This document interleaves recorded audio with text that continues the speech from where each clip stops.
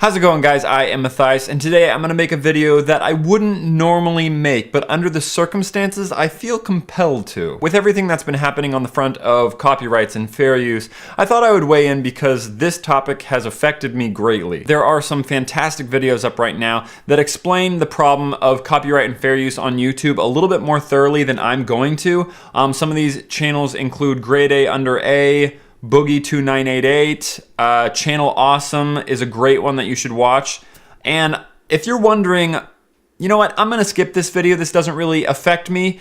If you even clicked on this video, it does affect you, because that means you watch YouTube videos, and that means this is where you get your entertainment from, even if just a little bit. To get a bit more specific about fair use, the fair use clause is designed to protect freedom of speech and expression when referencing other pieces of copyrighted work in your work, such as news, education, film, TV, music, movies, and YouTube. Yes, YouTube. However, YouTube's copyright and fair use system is incredibly easy to abuse. I actually saw a video today in which a creator saw other creators getting hit with illegitimate claims on videos about this Damn Daniel trend. So he uploaded a video called 15 Minutes of Damn Daniel, and it was instantly claimed. The actual video itself was nothing more than a picture with silence for 15 minutes. And it was manually claimed by an actual person on the grounds that the sound recording was manually detected. It was silence. It was just 100% silence. So to understand the absurdity behind this, you have to understand a little bit more about fair use. So what is fair use? Fortunately for you, I'm one of the rare YouTubers that actually am educated on this topic. That's right, I went to film school and I took classes, just classes in this, fair use and copyrighted work. Fair use is designed to protect content such as criticism, news, magazines, TV, movies, etc. One of the biggest issues in fair use is how do you determine what's fair use and what's not? Luckily, the fair use clause explicitly states 4 points. Point number 1, and I'm gonna read this verbatim. The purpose and character of the use, including whether such use is of a commercial nature or is for non-profit educational purposes. So 1, is this content for the purpose of education? If so, you're safe. 2, is the content transformative by nature? And what that means is, does it add a level of value on top of the copyrighted work, or is it just a blatant ripoff? Point number 2, the nature of the copyrighted work. Essentially, is the copyrighted work factual or creative by nature? Which means if it's factual, you're gonna be safe under fair use. If it's creative by nature, here are the next couple points. Point number 3, the amount and substantiality of the portion used in relation to the copyrighted work as a whole. This is one of the recent issues that we're seeing come into play with all of these reaction-based channels where they just take the entire video and then sit behind it and just watch it. That is not fair use. As this point clearly states that you cannot use the entire copyrighted work. You must only use snippets, otherwise you're detracting from the value. If someone's gonna go and watch someone reacting to my video, but they put up the entirety of the video, what's the purpose for them to go to my channel? Why do they need to watch my video when they've already seen it in its entirety? Which happens so often. Now, when I give you explicit approval to do so in some of my videos, you are more than right to do that. Record your reaction because I want to see your honest to goodness reaction, but without my approval, you do not have the right to use my content in that fashion. And this feeds back into the 4th point, which is the effect of the use upon the potential market for the value of the copyrighted work. Essentially, if you're creating this thing and you're using copyrighted work, are you detracting from the value of the original copyrighted work? Are you taking away from their market? Are you stealing their audience and thus their profits, like uploading their video in full? Many reaction channels get it right though, only using snippets of the original copyrighted work, effectively piquing your interest to go see the original work, potentially even expanding the original copyrighted work's market. So with all 4 of these points, is your content fair use? If you go to a concert and record the artist in full, you get a full song in that recording, that is not fair use. You do not have the right to do that. If you take my video in full, you do not have the right to do that. The content that you create has to be a new creation. It has to be transformative by nature. If you are not doing that, you are not under fair use. Now, with a bit of understanding on how fair use works, let's take a look at some of these larger companies and see how they think fair use works. Whoops.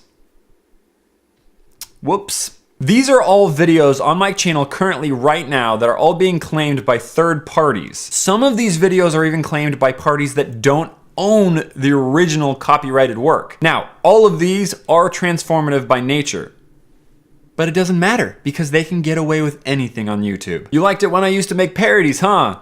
Well, this is why I don't anymore. Because I didn't have a chance against these large companies and record labels. So I thought, I still kind of want to make parodies. I'm definitely too scared to make actual music video parodies right now, but I still wanted to parody these songs because they were so absurd. So I was like, how can I do that beyond a shadow of a doubt and still be in fair use? And thus, Lyrics in Real Life was born. That series that y'all liked, and then I stopped doing. Why? Because they still claimed those. Not only did I use less than 30% of the original lyrics of that song, I used zero music. I didn't use their music at all. So point 3, I'm safe. I also clearly made these videos transformative by nature because I made these lyrics into a conversation, half of which I wrote myself. The abuse of this copyright system on YouTube has dramatically changed my creative voice and my content and overall my channel. So I was like, okay, if I'm gonna be on YouTube, I need to just straight up be safe. I just can't even reference copyrighted work anymore, even though I have the legal right to do so. So from then on, I decided to create content that was my intellectual property alone. Side note, building a channel on your own intellectual property without any sort of referential content is almost impossible on YouTube based on how their YouTube algorithm works. Seriously, try to think of a channel right now that doesn't use copyrighted work in their videos somehow. Now, they all have fair use to do so, but gamers, fair use. Parodies, obviously fair use. Rant channels, fair use. What are you gonna rant about? Reviews? Seriously? Seriously, that's fair use. Even daily vlogs, the genre in which I would be like, okay, there's no way, it's just your life, right? No, companies have still found a way to claim videos because their products are in the videos. What? But even making videos off my own intellectual content, I was not safe still. Recently, an MCM that goes by the name of Studio 71 has been claiming my videos because their creators are in them. I'm not even kidding. This video is claimed by Studio 71 because Matthew Santoro is in that video. This video is claimed by Studio 71 because Kyle Hatch is in that video. Now, they had nothing to do with this. Kyle Hatch, Matthew Santoro, nothing to do with this. Studio 71 was doing this on their behalf. They had no idea that their network was abusing the system like that. After I disputed the claim, contacted a bunch of people, I finally got a hold of a representative over at Studio 71, and he assured me that this claim was in no way meant to be malicious. As if that means anything to me. If someone kills someone, does it matter to that person if they did it on purpose or not?